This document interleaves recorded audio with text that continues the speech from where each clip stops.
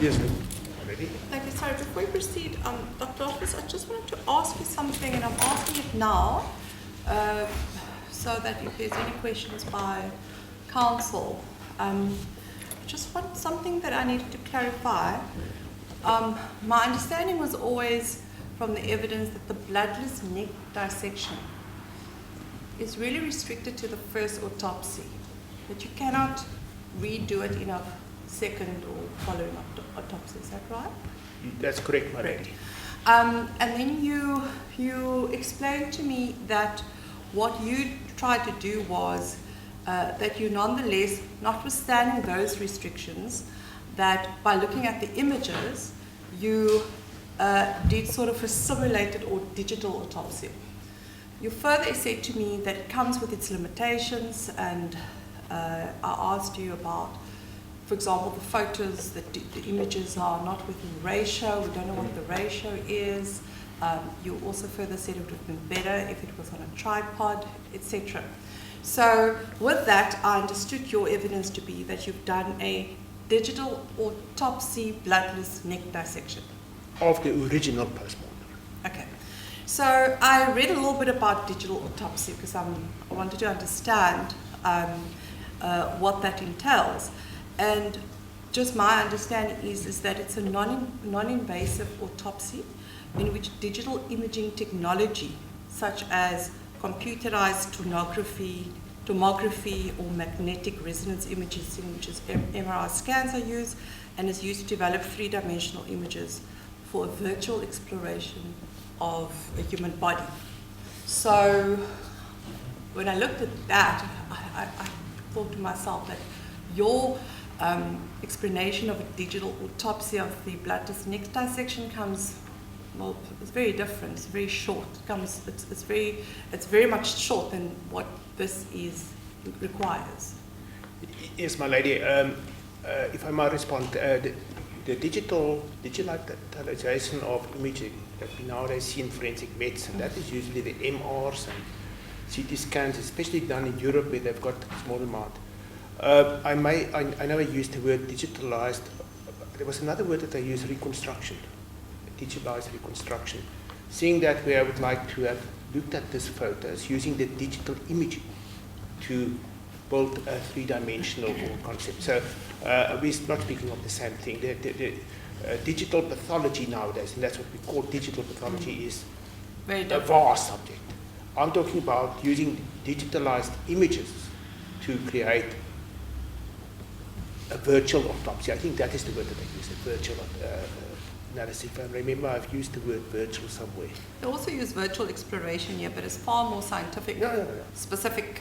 So you're saying that you tried as best you can using the images available to you, some of them not very good, to give an opinion on what, as far as you can see. Yeah, a three-dimensional reconstruction using the digital images, which is photo. How is it three-dimensional? My lady, if I can have one photo and I can, let's say, use certain markers where that is, and I see something deep to that, I can then see the relationship of two things. So that is why I use it three-dimensional. I don't think you can use the word three-dimensional, doctor. Please, I don't want to be misled. And when I heard your testimony, I was very persuaded about I got very excited that you can do this bloodless neck dissection. You can do it. You found a way to do it, what clearly is limited to the first autopsy. But I understand that's very different now. But I hear what you've said. Thank you. I think the cross-examination can proceed. Thank you, my lady. So on this, you would agree you were you are at a disadvantage because you weren't present at firstly at the autopsy done by Dr. Khan, where Dr. Abrams was present, correct?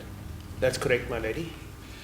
And similar fashion, you were present when Dr. Piramo did the second autopsy. That's correct, my lady. So we have to be careful, and you have to be careful and circumspect in looking at the evidence presented to the court, the photographs, and without repeating this line that the Honourable Court now asked you, to come to certain conclusions, specifically definite conclusions. Would you agree with that? No, I don't agree with that, my lady. There's a difference between findings and there's a difference between interpretation. So I am in a position to make an interpretation on the finding. Otherwise, there's no reason even to take photos and so forth of any post-mortem if one cannot have that opportunity later on to reassess things. So yes, I do differ. I was not present at the autopsies, but I am in a position to interpret the findings. I understand you can interpret it, but it is still not the same. That interpretation has certain limitations because you can't see the actual organs. You're not there present when the autopsy is done. Isn't that just plain logic? Certain aspects may be lost, like you can't feel tissue, which sometimes help, for instance, whether it is hard or soft. But that's almost the only thing that's lost. You can still visualize what you're seeing.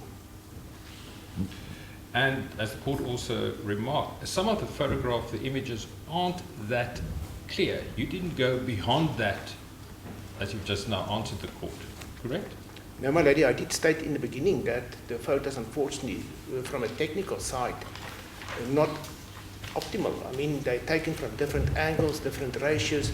So when I did my presentation, I took those into account, that I was working, in fact, with suboptimal material. I didn't have the photo of the back, for instance, which I could comment on the ligature mark behind the back or not. So I tried to work with what was available, and really that was not optimum. And yeah. Now, what was your understanding when, from the evidence that you've read, and you were present, as I understand it, when the accused testified, or did you have access to his record of evidence? I had access to his record, my lady, but I was not present. Right. You heard his version as to what happened that morning when he woke up and he had a last, you can call it conversation with his wife before he fell asleep again. You recall that? My lady, I must admit that I've read this through before I gave my evidence in chief. There's 3,000 something blood pages in this case, so if I would like just to be refreshed about specific things if I have to comment on it, because I wasn't present and I read through it, and my lady, it is difficult often to remember all that. Yeah, fair enough. I'll take you step by step through that evidence. Because the state will argue that if we can construct from all the evidence, and I'm referring here specifically, and I'll take you through it now, that of the accused version, and I specifically say it's a version, and we'll argue it obviously later, as to what happened from around 7 o'clock in the morning until he made the phone call 22 minutes past 8 to the reception. So let's first deal with that part, and let me refresh your memory from the evidence before court. He said in chief, the accused, at page 2340 at line 15, I can tell you it was just after 7 and Susan was sitting in the bed. That's his recollection. And he also refers to an SMS at page 2342, line 9. Something about Jolene showing wash your mouth, etc. There was a discussion on that. And I remember we started talking again, and once again I repeated what I said that early morning. So that's his recollection when he saw her alive and they had a discussion. He said then in his evidence he went back to sleep and he did not notice, he saw her going to the bathroom.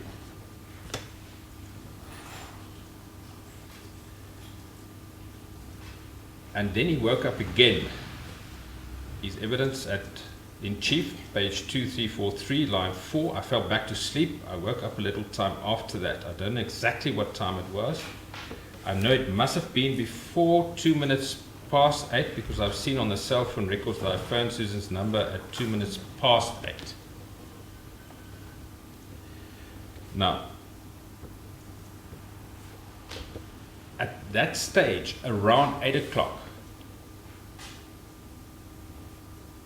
he did not get any response from the deceased. You understand that? With a phone call or whatever preceded the phone call after you woke up. You with me? I'm with you. Ready? So he's got the time of 7 o'clock, and then he's got the time, as he explained it, his version. State doesn't say by that we accept his version. That's a version that we can work with, given all the other facts.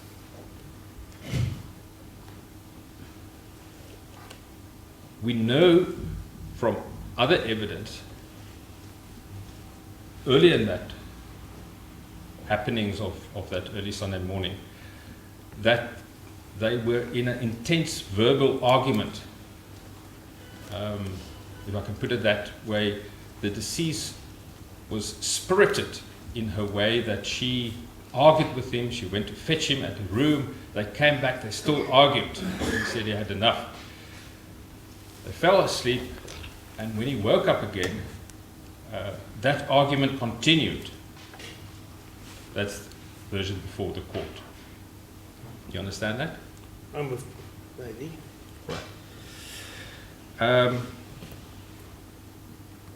Now, based on this, on the accused version, the deceased went to the bathroom just after 7 and most likely did not return before 8. You don't have to comment on that.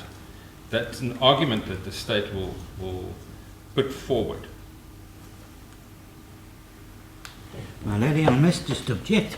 Why is he putting that to the witness then? To make his point. Let me hear what the prosecutor's point. But this argument is based on no testimony.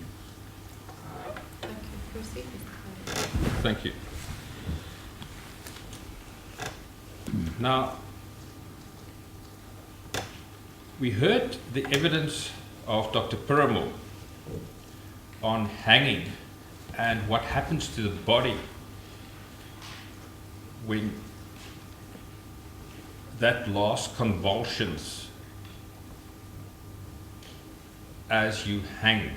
And based on the version of the accused again, she, as he entered the bathroom, was partially hanging behind the door. You understand that? Yes, I do, my lady.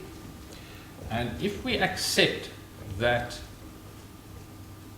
that is the mechanism of her death, would you agree, as Dr. Piramore also testified, there would have been some convulsion, some noise made by her body that could have been heard against the door in that last time of death? My lady, number one is that the mechanism of death was not the convulsions that was put to me. The mechanism of death, the convulsions are terminal events. It's not the mechanism of death. The mechanism of death is the effect of a ligature around the neck. So just for clarification, that terminology. What would the convulsions be? Symptomatic. The convulsions are just terminal events. Sorry? Terminal events. Terminal events. Yeah. Now, regarding the question regarding noise,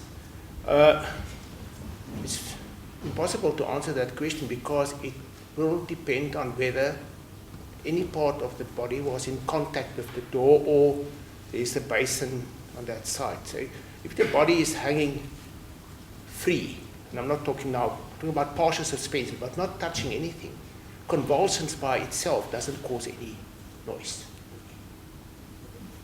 Sometimes in some convulsions, when it involves the respiratory tract, people may maybe have a noise made by the lungs expelling air during that convulsion. But convulsion by itself is a soundless thing, unless. So if I understand it correctly, so the convulsions would only have caused noise if there was impact, if she connected with the door, or anything that she could connect with around the area, and also injuries which could have resulted from convulsions, had she impacted against objects. There are two types of injuries here, my lady. Injuries caused by hitting something would have caused external injuries. Like, let's say, she kicked something and it cut her. But remember now, the convulsions, the force of those muscle contractions on its own will damage the muscles. That's why we get hemorrhages in the muscle. So the convulsions can cause internal injuries due to the forceful contraction of muscles, which is part of the convulsion. But it can also, when that is, people die getting convulsions because they may fall from a building, for instance. So convulsion can cause death in a different way. But in this specific case, unless she knocked something over, she kicked against the door during that convulsion, it may well have been completely without any sound or noise. But on these facts, based on the accused version, she was partially suspended at the back of the door. He saw, on his version, when he opened the door, her feet sideways, as he demonstrated here in court. Wouldn't that have made some sort of noise against that door, based on his version and his facts here? Most likely. Well, lady, no, not necessarily. It depends. There's a difference to be behind the door and to be against the door, in contact with the door. So if I'm crouched forward and I'm almost like lying away from the door, if I can call it that way, or protruding away from the door, and I'm not in contact with the door behind me, I'm not going to make any noise when I have a convulsion. So it doesn't exclude it. What I'm saying with that is that to say because the deceased is behind the door is completely different whether the deceased is behind the door and in contact with the door, other than just the ligature or the noose. But you can't exclude the fact that she might have made contact and there might have been this noise. Definitely, my lady, I'm not that dogmatic. I can't exclude it. But as I say, I can also not confirm that it would have been there. Right. Now, a lot was asked about Desmond Daniels' evidence as to when he appeared at the room. And from there on, it's common course between the state and the accused. The door was unlocked. Let's not go into whether it was open or who opened it. The door was unlocked in the presence of the accused, when the accused and Desmond Daniels were there, and that might have been 2, 3, 4 minutes after the call was made at 8:22. And then there's evidence about What's been put to the witness is not a correct reflection of the evidence. His own witness said it would have taken him 5 to 6 minutes to get there. Thank you. my lady, that is a version that I can put to this witness. I'm trying to summarize. I went through the cross-examining of this witness very, very carefully. He said it was 8:15, and we know, I'm not going to repeat that, when he received the call. He said it would have taken him more or less 5 minutes, 3 to 5 minutes to reach the room. No, my lady, he did not say that. Thank you. That is not a truthful reflection. Thank you. Mr. Khanike, I recall he said it would take him 5 to 6 minutes to walk from where he was to the room. So you can put that to the witness. That is so, at page 1754 specifically, 5 to 6 minutes. And then we've got, just to conclude this aspect, we've got Mr. Thompson's evidence, who said he walked there from the breakfast room within a minute, and he arrived there around about 8:30, 8:31, 8:32. Be that as it may, what we have here, this I'm putting to you, is a period from around 8 o'clock to 24, 25, 26 minutes that in all likelihood, and that would be the state's argument, based on the accused version that she hanged herself, that she was hanging behind that door. You understand that? She was hanged or hanged herself? I think there's a difference. She hanged herself and she was hanging behind that door, partially suspended for that period of time. Do you understand that? I understand the concept of hanging, and I agree with that, but I'm not going to give my an opinion about the time, because I wasn't in court and I believe there are different versions, but I accept that she was hanging behind the door. For a period of at least 25 minutes before 22 to 25, we can argue on specific happenings after 22 to 8, after 22 minutes after 8, when he made the first call. At that time, we know he had not been into the bathroom. You understand that? I do, my lady. So,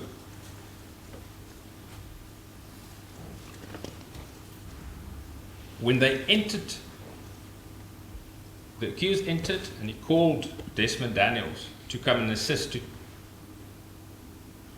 And at that stage, or shortly thereafter, his evidence is, and is supported by Desmond Daniels, that he started with CPR. You with me?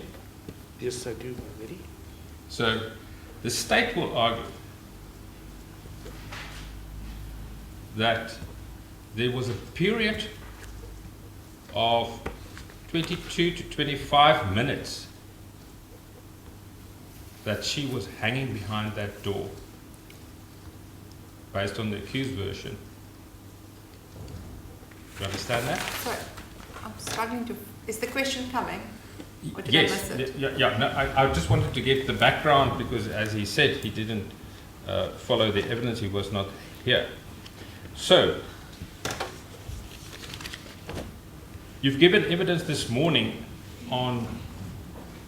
based on different mechanisms as to the process of death and what time death would occur. And you've interpreted it to us, and we're not going to repeat that. But given this fact, this period of time, 22, 25 minutes, I'm putting it to you, the argument of the state will be that she was already dead when CPR was started by the accused, and thereafter also joined by Mr. Thompson. You understand it? I do understand it, my lady. That is not 2-3 minutes, 20 minutes plus period that we're talking about. But I think, my lady, the time is irrelevant. Why would you say that? Let me start off again, is that we have said that there are different ways that when you put force around the neck, it will cause your death. Some will cause it relatively soon, like cardiogenic inhibition due to vasovagal stimulation, and others will call obstruction of airways, maybe venous drainage, which will block arterial. And we know of many people who have hanged themselves, but unfortunately, when I say unfortunately, I mean now get rescued, but they have brain damage afterwards. Because while hanging there, like in any other mechanism of death, where it's an asphyxial death, that time may be sufficient for you to lose due to a lack of oxygen because your airway is now obstructed, to lose consciousness. So you cannot free yourself from the noose. But you are still alive. You're still breathing, although hypoxic brain damage is now setting in. At the same time, you've got arterial obstruction to your brain, which will have an impact. Maybe venous obstruction. My lady, that can take a couple of minutes. When I say a couple of minutes, it can be 20 minutes. It can be more. There's a difference between saying that the moment, if we go from the argument and say the moment the deceased hanged, when the ligature applied the pressure, she died, then I will accept what has been put to me. But we know that it is not necessary that you die instantaneously.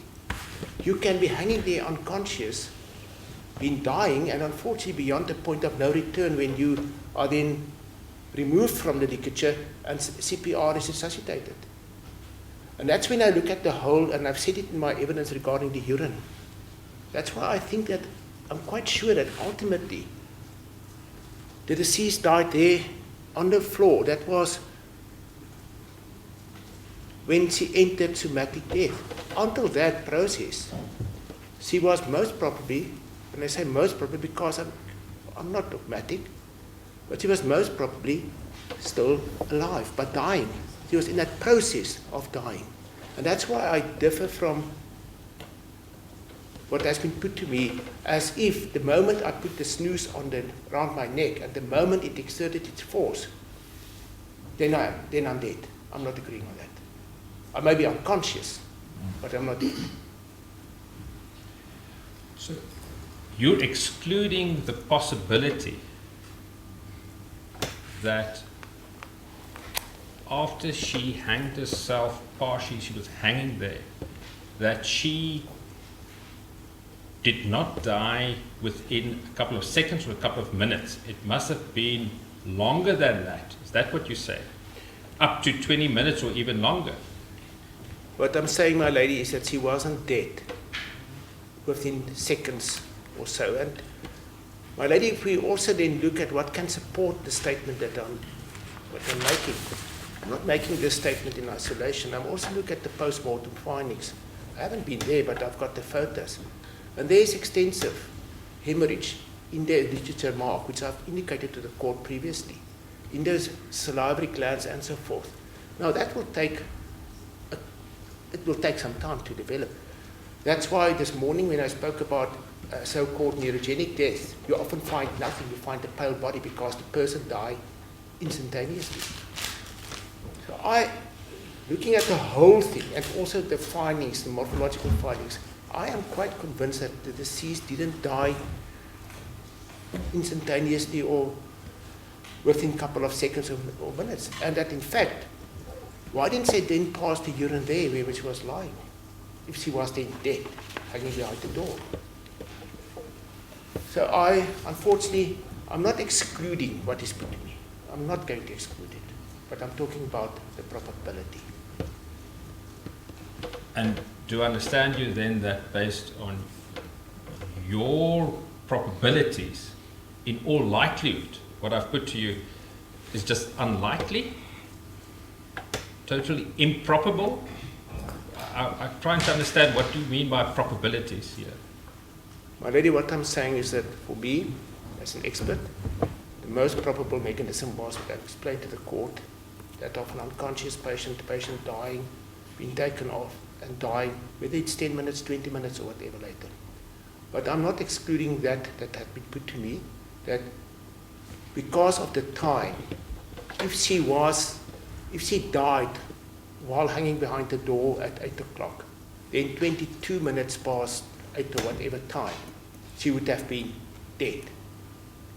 And therefore, it doesn't fit in with whatever scenario. I'm not excluding that. Thank you.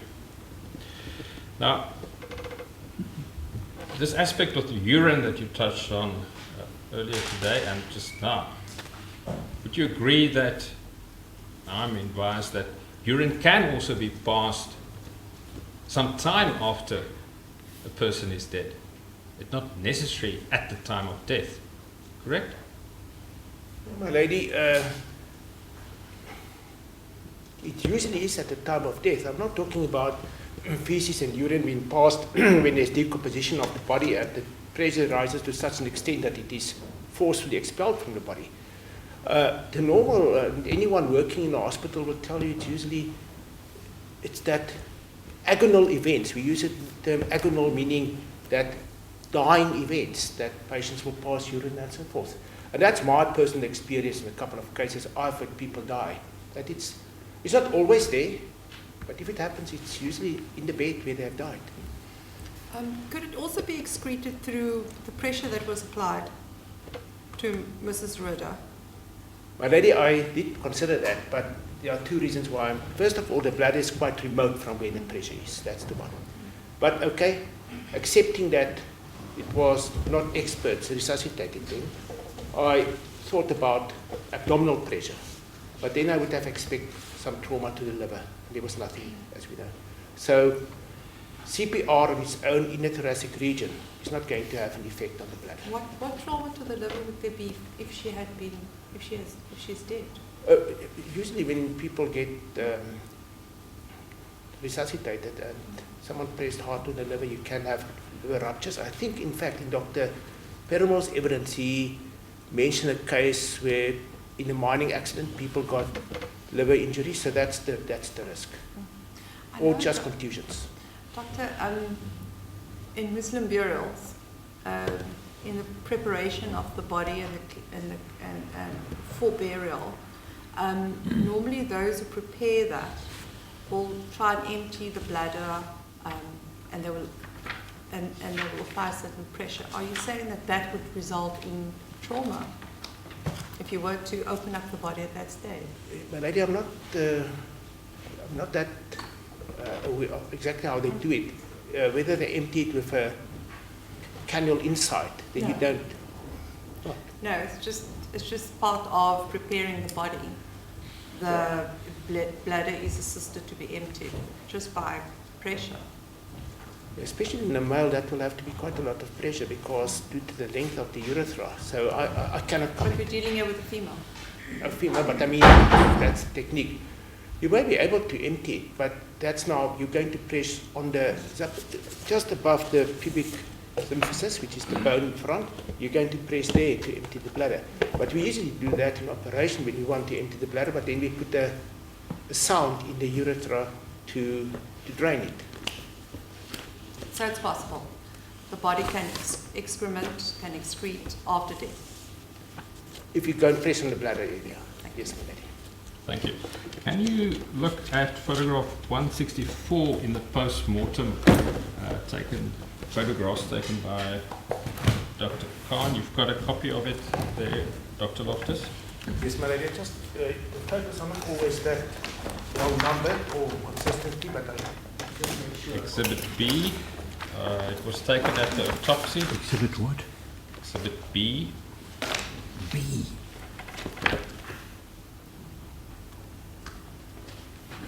My lady, I missed that number of photo. 164.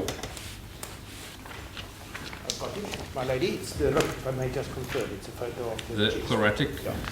well, yes. And then I want you to have a look at the autopsy report of Dr. Khan, paragraph 10, where he deals with the thoracic cage and diagram.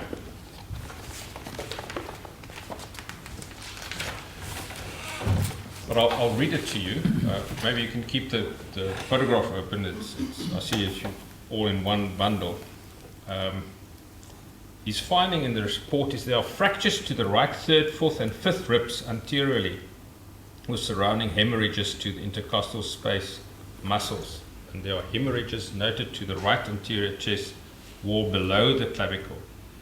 There are intercostal muscle hemorrhages over the right third intercostal space muscles posterior laterally and to the right sixth intercostal space muscles posteriorly.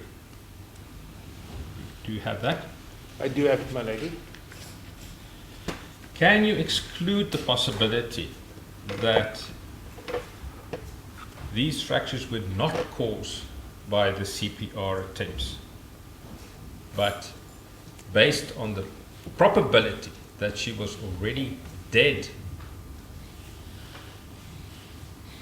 when the accused started CPR, that there's a different conclusion as to what caused these? My lady, first of all, this indicates blunt trauma to the chest, just for completeness sake, to differentiate from sharp trauma or penetrating trauma. So we've got Just repeat that. blunt trauma. blunt trauma to the chest, just to differentiate that from sharp or penetrating trauma. So now we have to look at the causes for blunt trauma. And the first cause may have been she fell on something, she got punched there, all those scenarios. That's a possible cause. On the other side, what one also cannot exclude is the fact of fracture-associated hemorrhages because of rib fractures during CPR. So as I'm standing here, I cannot comment and say, but these are definite due to CPR, or these are definite prior to death. There's nothing that can assist me. Even if I look at the overlying skin, I cannot assist the court. So it depends on the circumstances more than on what I'm seeing here. So it could have been that whilst there was still active circulation in this body, it could have caused what we've seen here in photograph 164. Yes, my lady, and that active circulation, that circulation could have been active by the patient or the deceased herself, her heart still beating, or it could have been induced by the CPR, because that's the whole mechanism of CPR, to create the circulation. I understand, but you can't exclude the fact that ante mortem, there could have been an assault on her before she died, and this had caused it. No, my lady, I'm not that dogmatic person to make such a statement. Thank you. Now,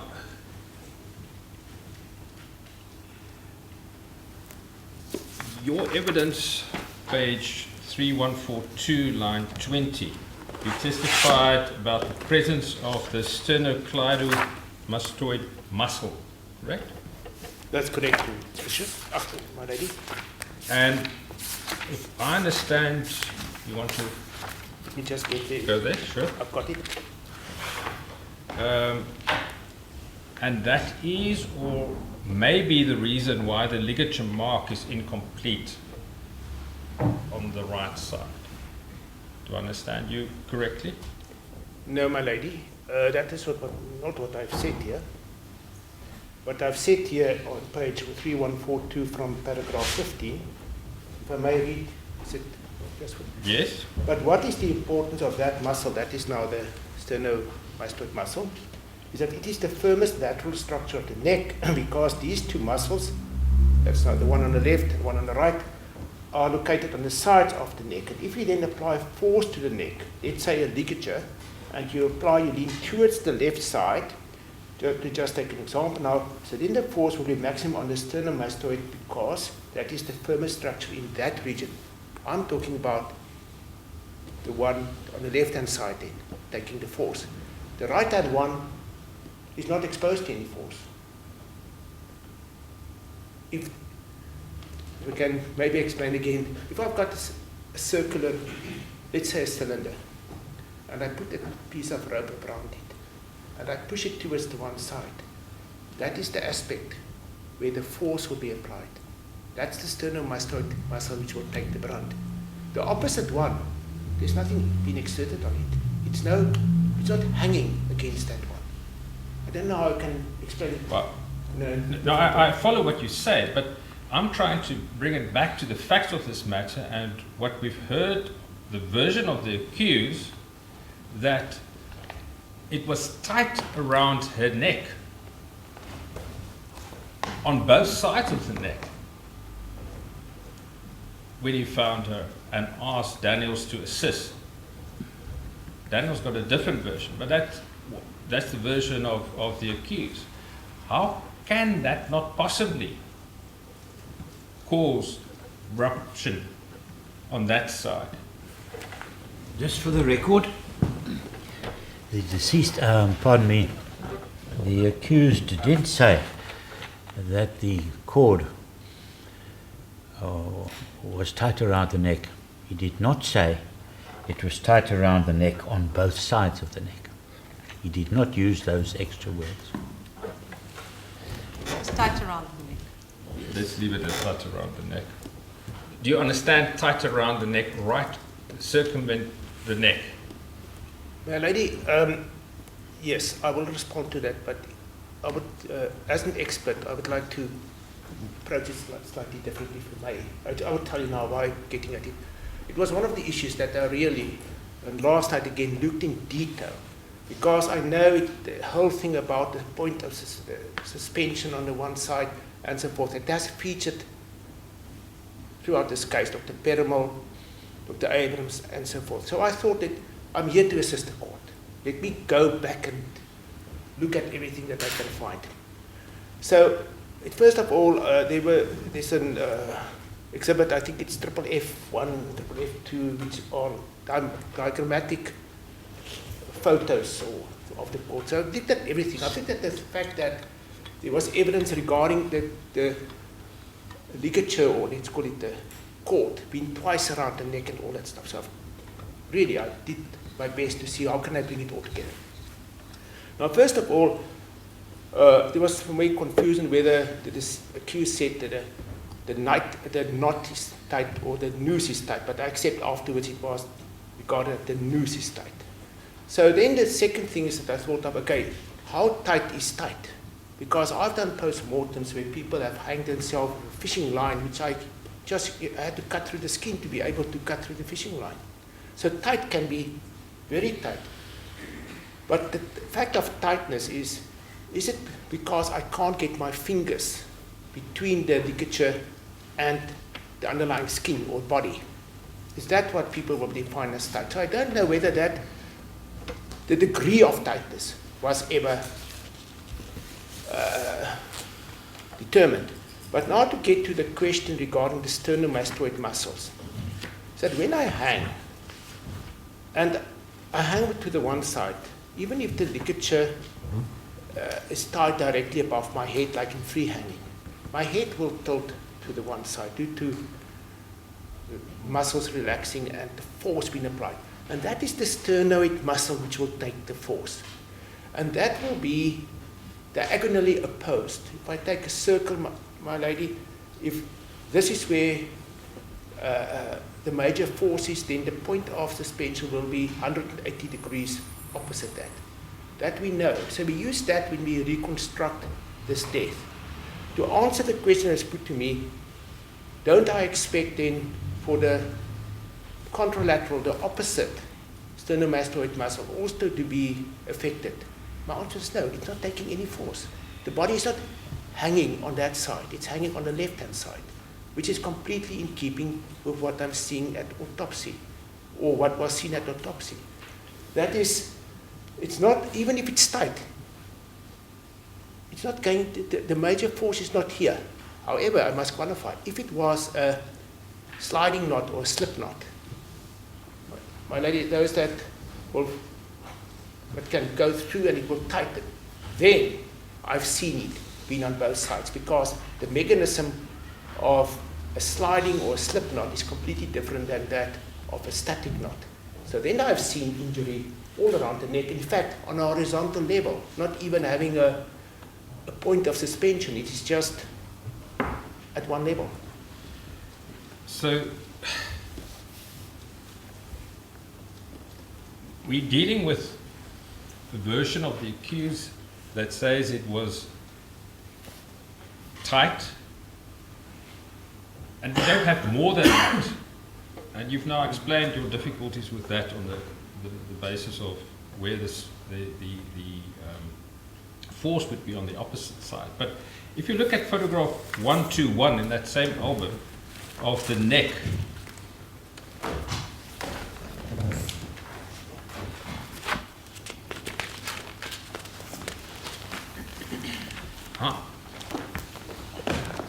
won't you concede that there could be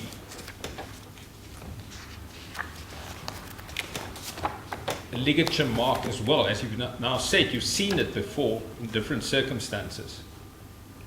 That in the fact of this matter, you can't 100% exclude it. There should have been, if she was hanging, if that was the position that she hanged herself in, that she did it, that it should have made a mark there. But it did make a mark, my lady. I'm talking right around, not at the front, just at the front here on this photograph. It would have gone straight into the hairline at the back. My lady, may I just confirm, we're talking then it would have been circumferential? Yes. No, it wouldn't have been. My lady, not with a static knot, because and those photos were all in the bundle of FFF, and I think that in fact some of them include the photo or this diagrams by Professor Spier's book. To exactly that whole thing of that triangle that you get at the point of suspension. And it's only, you will only get that imprint, and it's usually see it with people hanging free, because then you hang vertical and that knot is pressed in against the neck. In this specific case, like in most of those cases, that point of suspension, the knot, not the point of suspension, the knot is pulled away from the body.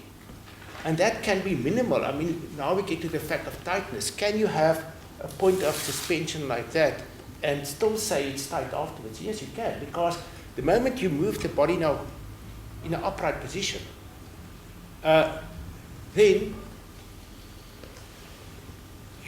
let's say there were 5 millimeter gap or a centimeter gap.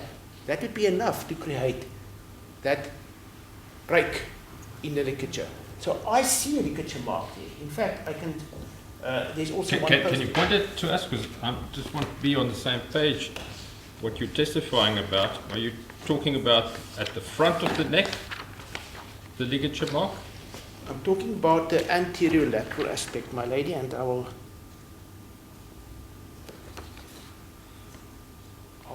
draw it in. Please, can you? Yeah, that's. Yeah. But going below the ear towards the hairline, there are no marks. No, my lady, but then if you look at the photos, the digital images, then if I look carefully, I think that there's something coming from the back also. Or not on this. You have to look at on the file that I was sent with the digital photos. So if I may, this is what I see on my photos. The green, that one I've showed to the prosecutor, but on the digital images there's also something from the posterior. Can you just show me the posterior? Where are you showing? Yeah, but you still concede there's a gap. Yeah, no, there's definitely a gap. I'm not, and I don't expect anything else in the gap. That's the issue. Now, you testify about the skin comprising of 3 layers. The outermost, the epithelial layer, correct? The epidermis, my lady. The epidermis, and then the dermis, and the hypodermis deeper to that. Do I understand it correct? Yeah, my lady, the other word for the hypodermis is also the subcutaneous fatty tissue. Right.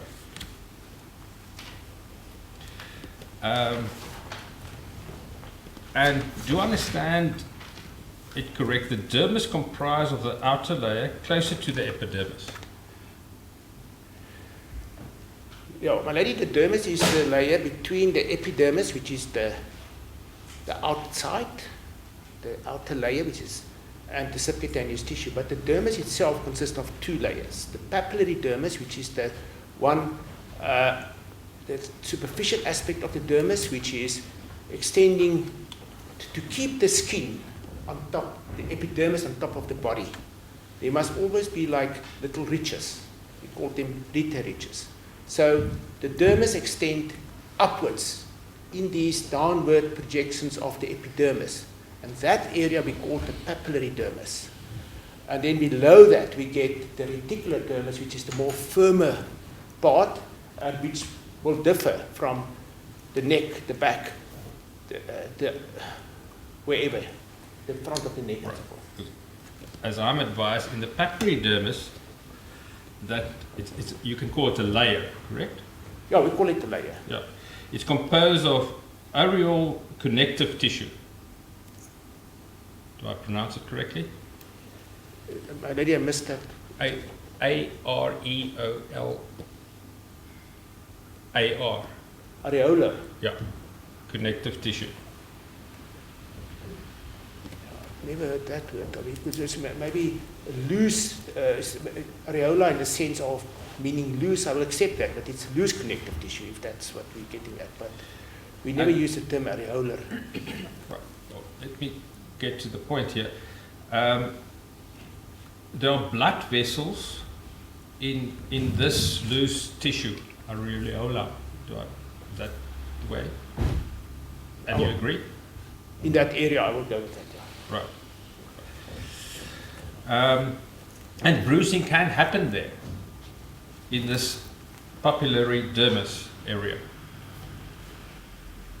Yeah, my lady, the epidermis of the skin that we have now, the 3 layers, the only one that doesn't have blood vessels is the epidermis. It is without blood vessels. So the dermis has got blood vessels, the papillary dermis, the reticular dermis, and the subcutaneous tissue. So you can get hemorrhages in any one of those areas. And so you can, what we will call then an intradermal bruise or intradermal hemorrhage and so forth. Yes, you can. Right. It is a matter of how extensive it may be.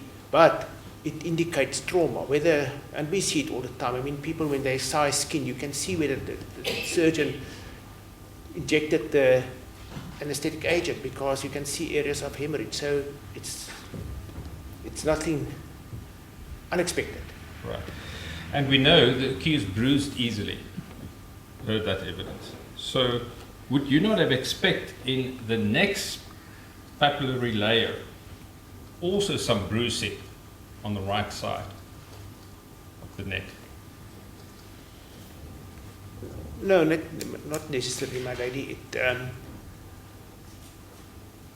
I saw bruising on the left-hand side, which I've indicated to the court, that triangle. And even there, where there was the major of force, it is in fact 1 or 2 areas that I indicated to the court where there was an area of bruises. We can't use that easily to say that the absence. First of all, I would have loved then to see histology of that, because we're looking for small areas of hemorrhage. But we do find quite a lot of hemorrhages deep to that. But on the outside of the skin, would you not have expected it to seem there also at the back of the neck? Not at the back of the neck. Why not? Because the structure of the dermis there is completely different. That is why the blood vessels are supported by thick fibrous tissue. And when you rupture the blood vessels, although the blood vessel may be damaged, the supporting structure is so thick that it's difficult for the blood to seep out. My lady, in fact, in many, the differences in the skin has often been used in torture. For hitting people on their soles or on their hands, where you've got also a very strong supportive tissue, so you don't bruise easily. So we, and obviously whoever have used those techniques, realize that there is a difference in the skin which you can use to your advantage if you want to. So answer the question, therefore, I'm not surprised at all that there's nothing there. Histologically, I may have seen some. That there's no bruising under the ligature mark? At the back. What we are argued by some, that there's a ligature mark at the back of the neck. Isn't that strange to you, that there's no bruising here, given the fact how she bruises easily on other parts of her body? Bruises on the right-hand side. Yeah, and all over her body, that she bruises easily. Why then just not bruises at the back of the neck? I know you've given us now an explanation, medical explanation for that, but given the facts of this matter, don't you want to concede that that could have been also a possibility that if it was right around the neck at the back, you should have expected bruise there, or bruising? My lady, I think I can't find the page now, but I've put it in my evidence, Chief. I did mention this whole thing that bruises gets more visible after a while. It is from the book of Night. I can, if my lady wants that page. No, I'm trying to keep with the facts of the matter. So what I'm getting at this is that I cannot exclude that there wasn't a bruise, but I also don't have proof otherwise. I don't have a histology section, so I really can't comment whether there is blood outside those vessels. Number two is that if the deceased if she has survived, and a day or two later, we all know that bruises, if it was there, will become more visible. That's why in Knight's book, the part that I read there was to re-examine 2 days later or a day later. So I really cannot exclude the presence. I cannot confirm the presence of bruises, but I also cannot exclude the presence because I don't have histology. But what I do have, that immediately deep to that, there was extensive bruising of the soft tissue structures in the neck. So my lady, as I stand here, and I mean as a clinical doctor, if this was a patient who was assaulted by someone, and there was a history of being grabbed at the neck, and I don't see anything, if I was a clinical forensic officer, I would have said, come back a day later. Like I've done in cases, in my days when I trained, I still had to do district surgeon work. You will re-examine the patient a day or two later, and then suddenly you see these bruises. So to answer the question put to me, no, I don't see it, but I'm not excluding it. Right. Because as I understand Dr. Permel's evidence, he also did not see, when he did the autopsy later on, of any bruises at the back of the neck. Yeah, if he said that, I can't comment, I can't recall it now. But Please, can you just limit the issue of bruises? We're on the ligature mark now. Bruises with the ligature mark. Sorry, Thank you. ligature mark. Not generally in the neck area. Because we know there were bruises, but that's at a different location of the neck. Correct. In your evidence, you referred to exhibit B, and page 32, extract from Forensic Pathology by De Mayo, 2nd edition. You did not read that part out. It's marked in this bundle 32. It's on page 256 of this Forensic Pathology 2nd edition. I just want to put that to you. Research, this is the second paragraph there, research has been performed on the hanging of dead bodies. Between 1817 and 1855, Casper performed 23 experiments to determine the effect of hanging on the dead body. He concluded that the noose marks seen on the neck in hanging during life could be produced by ligature applied to a neck within 2 hours, or if not later after death. Thus, noose marks on the necks do not necessarily mean that the individual was alive when he was hanged. You agree with that? it depends on what he's referring to as noose marks, my lady, because on my evidence, I specifically quoted an article which dealt with the fact that if there are hemorrhages or contusions in the relation, then it points in. So if he's talking about the ligature mark itself, the imprint, I don't disagree. But because of that, we have to look for something else that can assist us. And those are the hemorrhages, which I have dealt with in my evidence in chief. The hemorrhages in the relationship, in fact, stating specifically that as long as it is below the ligature mark, it is of importance. Above the ligature mark, it may be due to hypostasis. So I accept, but then I understand with loose mark here, he's talking about the ligature mark. And I know that it has been dealt with whether that parchment appearance would then also be possible post-mortem. Thank you. Then I want to go on to something next. Artifacts. I want to hand you references to 3 textbooks that I'm taught are authoritative. If you can have a look at these.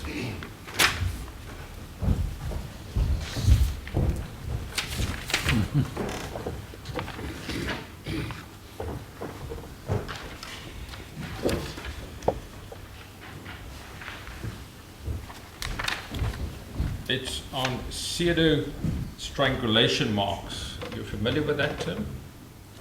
Yeah, it is what it said. It's saying that it is those that look like strangulation marks but may not be.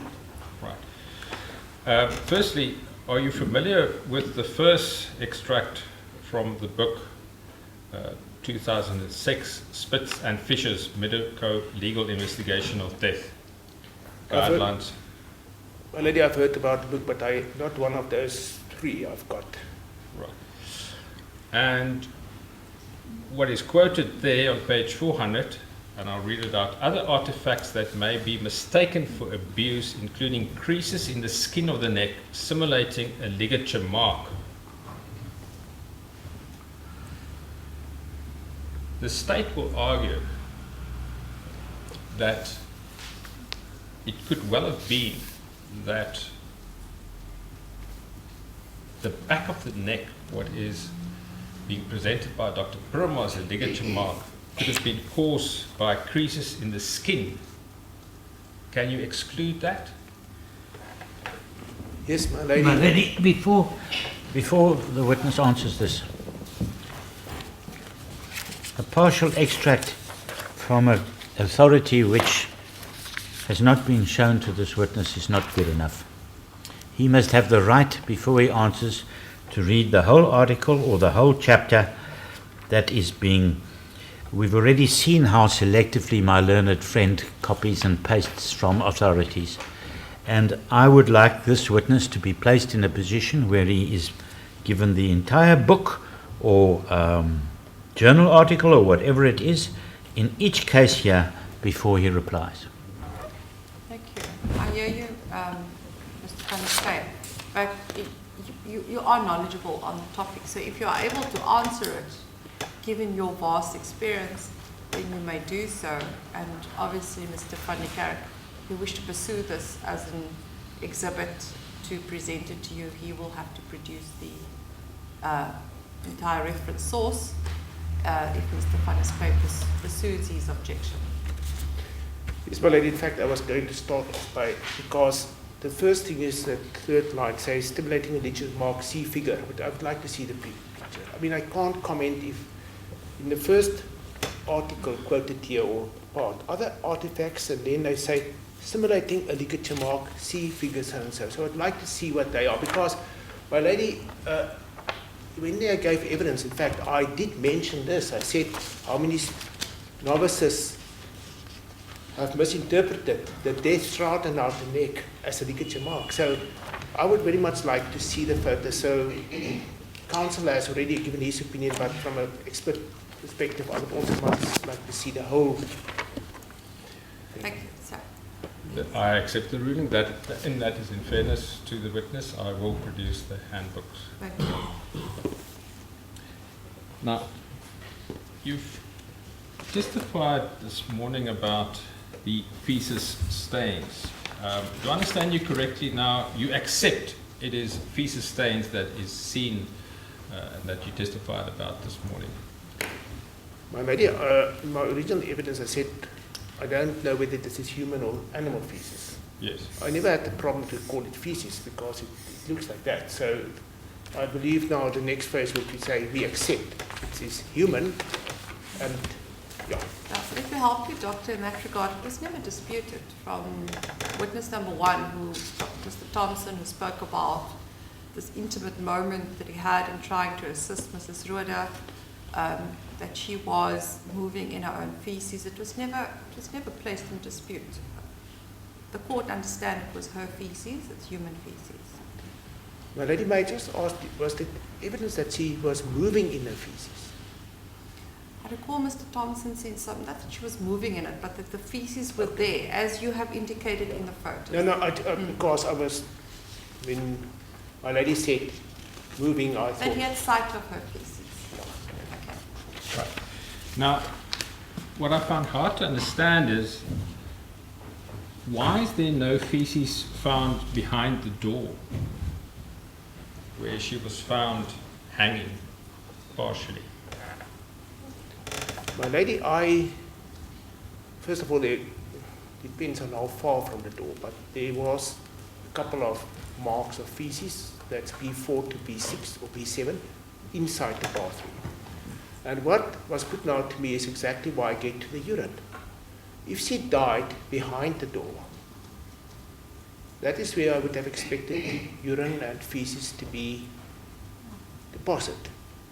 The fact that it is not there, and I'm going along what I've said previously, but there's urine on the floor, the lower body, and there's feces there, as my lady has just pointed out, but the witness has also said.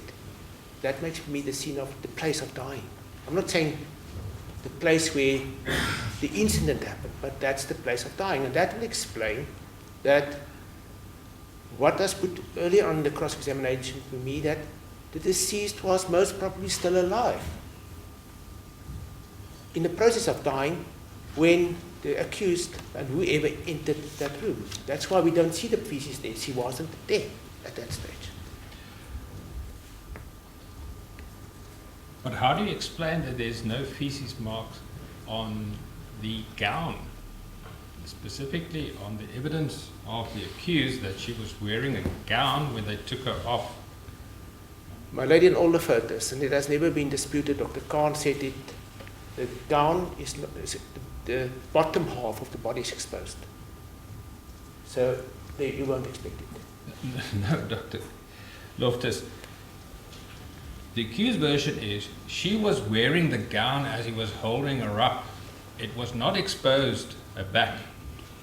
It has been demonstrated here in court.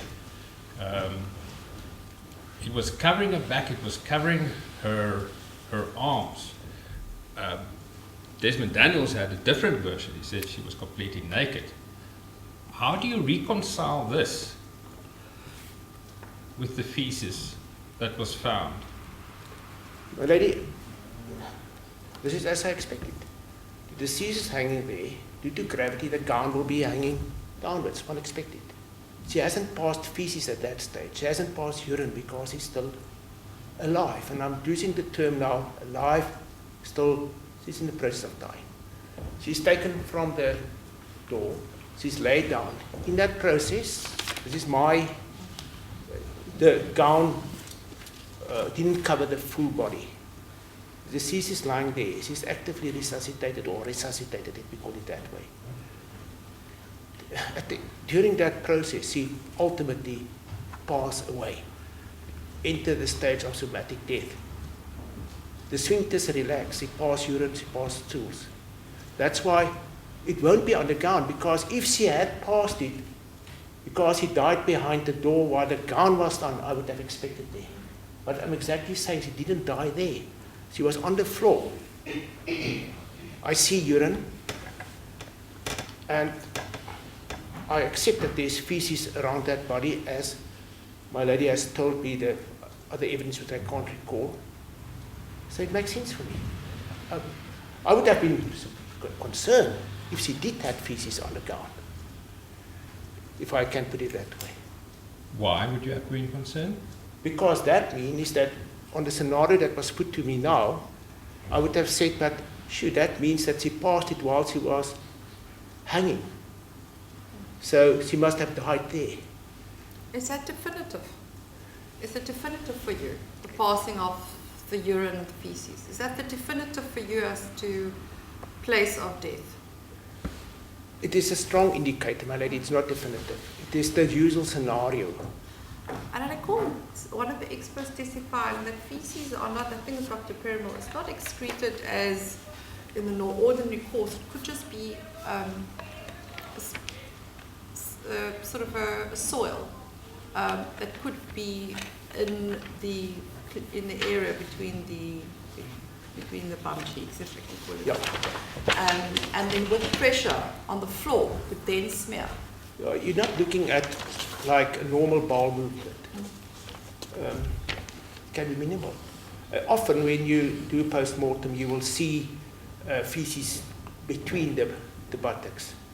And the reason why it is, especially in certain scenarios, you always have to think about sexual abuse and sexual assault, especially if someone dies and there may be a reason or for indecent assault. So you have to, obviously you have to interpret it correctly. So it's a common finding, but my lady, regarding the Learned Court's question regarding how definitive it is, no, it's not that definitive, but it is such a common occurrence that when I looked at it, in fact, even in night, he just make the comment stating that, I think he used the word usually urine and feces will be voided, and then he also mentioned semen in the case of men.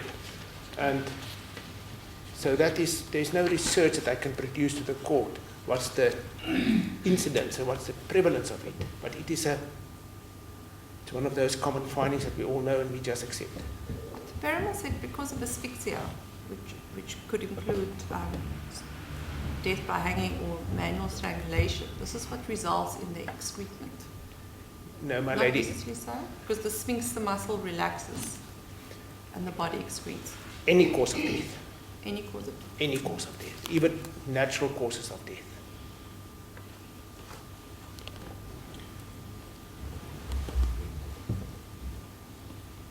Okay. Well, lady, I see we're close to 1 o'clock. I would like to organize these books, if we can have our adjournment for lunch now. For lunch.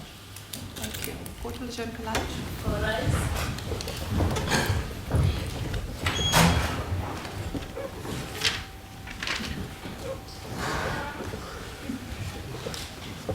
Can't we try and sort out those photographs?